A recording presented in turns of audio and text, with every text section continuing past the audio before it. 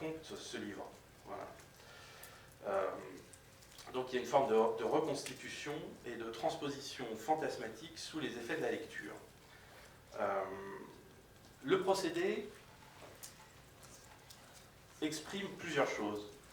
D'abord, une certaine persistance dans la condition du poète à travers les âges. Hein, cette condition, c'est celle d'une solitude. Solitude qui semble irrémédiable, qu'il soit dans les âges passés persécuté par le pouvoir et assassiné par le pouvoir, ou au présent simplement ignoré. Quelque part, ça revient à la même chose. Hein. Le poète est désespérément seul. Mais cela montre aussi autre chose, parce que les scènes historiques, elles avancent dans le temps. Vous aurez remarqué que la première montre la mort du poète, mais petit à petit, ce qui est en jeu, c'est sa longue et difficile accession à la postérité. Et pour ça, il y a tout un feuilleté d'époque. Hein, on va du milieu du 19e siècle, 1866 je crois, au début du 20e, 1910, puis les années 1960, puis les années 1970 qui jalonnent, qui pavent progressivement le chemin de cette accession à la postérité, qui est longue, laborieuse et difficile, exactement comme le quotidien du poète contemporain. Voilà. Mais dans l'insoumission que le film nous met en scène, reconstitue, dans cette insoumission originaire d'Outémissov, de Macambet Outémissov, se dessine quand même l'un des enjeux forts, car politiques, de la poésie. Vous avez vu qu'il est opposé au pouvoir. C'est déjà en ce milieu du 19e siècle, faire exister coûte que coûte la langue kazakh, c'est-à-dire une langue minoritaire, face à toute forme d'impérialisme qui se présente face à elle. Le poète est donc, qu'il le veuille ou non, un résistant à l'impérialisme, et ce qui, évidemment, réinscrit l'œuvre de Mirbaïev, sa réflexion sur le Kazakhstan, dans un dialogue avec le voisin russe, le voisin soviétique, etc., dans une tension, évidemment, entre les langues et les deux pays, mais tout ça a été, évidemment, abordé et brillamment développé dans des interventions précédentes. Donc, je passe rapidement là-dessus.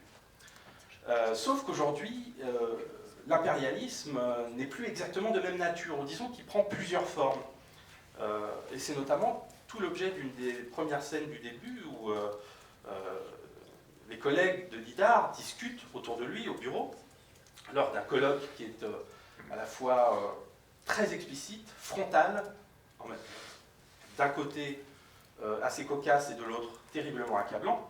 C'est que désormais, l'impérialisme, c'est l'extension sans frein d'un marché mondialisé, de la mondialisation, et l'uniformisation culturelle qui en résulte, et qui menace d'extinction toutes les langues minoritaires. Il est dit dans le film, lors de cette discussion entre collègues, que 96% des langues sont parlées par 3% de la population mondiale. Et donc, avec les langues minoritaires, c'est l'existence même de la poésie qui est menacée.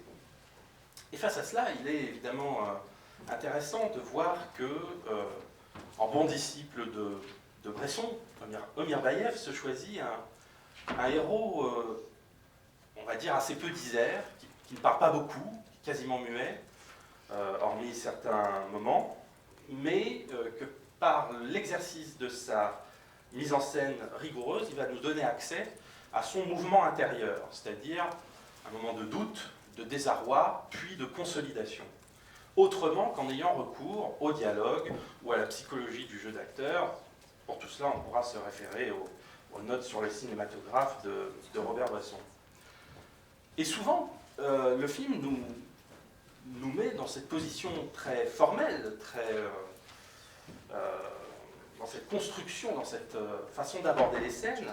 C'est-à-dire que Didar arrive dans un lieu, par exemple chez un concessionnaire, chez un vendeur de voitures ou ailleurs, et il regarde. Et ça, c'est tout ce qu'a abordé Anthony Fian ce matin dans son intervention. L'exercice du regard dans les films de Mirbaïev.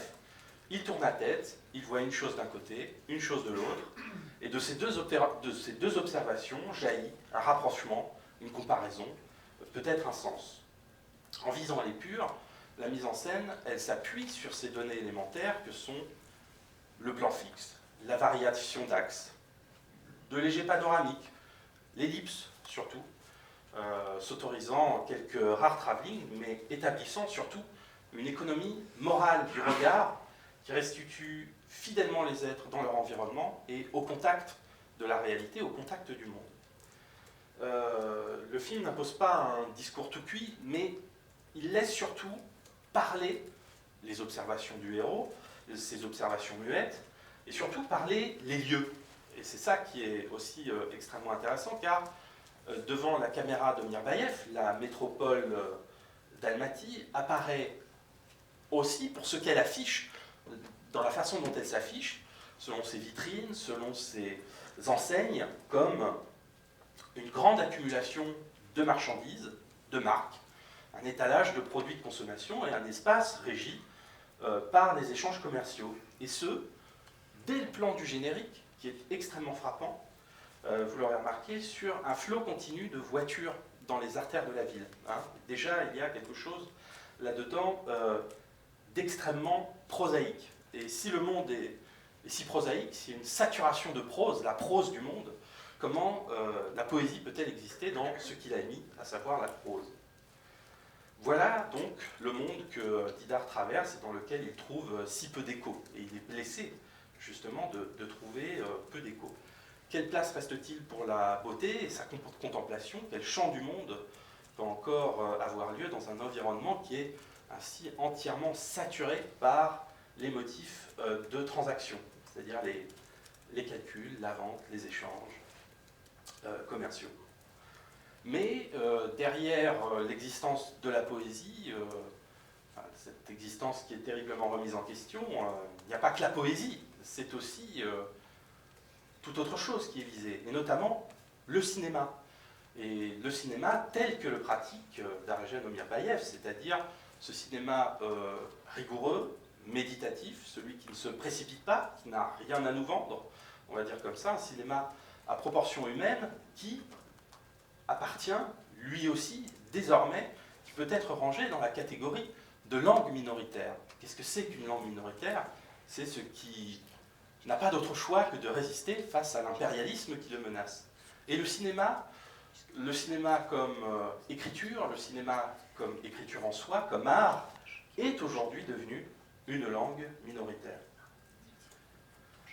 Donc, Poète enregistre sous les apparences de son récit un basculement qui est beaucoup plus vaste, beaucoup plus ample, un basculement anthropologique, on pourrait dire, qui est à l'œuvre dans nos sociétés contemporaines. Un basculement qui voit se succéder à l'ancienne civilisation traditionnelle, qui est la civilisation de l'écrit, l'ère de Gutenberg, comme il est dit à un moment dans le film. Donc il voit se succéder à l'ancienne civilisation de l'écrit, moribonde, une civilisation de l'image, où les écrans sont à ce point omniprésents et règnent tant dans l'espace public qu'ils semblent le dévorer de l'intérieur, et en quelque sorte coloniser le visible. C'est encore une histoire d'impérialisme, décidément, on y est toujours ramené. Et ces écrans, le cinéaste les débusque dans les moindres recoins de l'espace public. Hein. J'en prends pour preuve la scène du métro, où tout à coup la caméra se décentre et file une enfilade d'écrans verts, où il y a une sorte d'infographie. Impossible d'aller dans le métro sans échapper aux écrans. Donc il y a dans le film, comme ça, toute une série de plans tout à fait frappants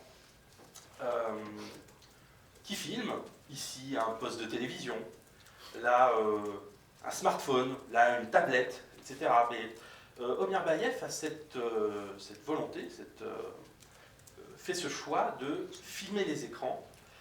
Il y a notamment toute une scène qui a encore un double statut, qui est une scène de rêve ou de fantasme dans le magasin d'électroménager, où là, c'est carrément décuplé, puisque dans ce magasin, tout n'est qu'écran, hein, c'est carrément une surface vide, où il n'y a plus que des écrans plats, si on veut, c'est-à-dire plus que des images, tout est artificieux, il n'y a pas de fond, jamais de fond, hein, tout est une espèce de grand rêve, et c'est évidemment quelque chose de réversible que la scène soit elle aussi un rêve ou un fantasme, puisque l'espace entièrement recouvert et tapissé d'écrans est aussi complètement onirique dans un sens.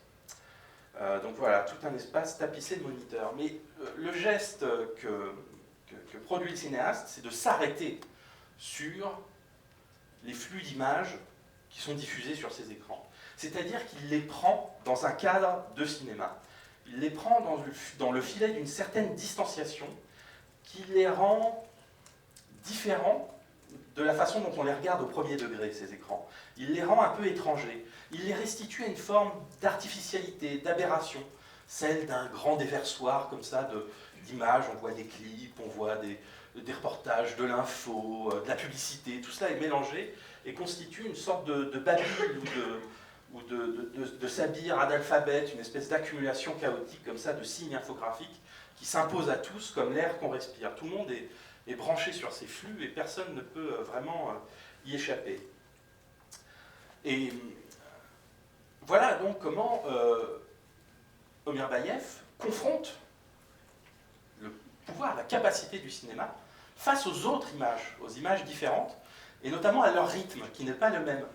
Au rythme effréné des images, à leur hystérie en quelque sorte, il oppose une sorte de calme, de plan qui dure, d'observation soutenue, maintenue, qui les transforme, ou en tout cas qui nous les fait percevoir autrement.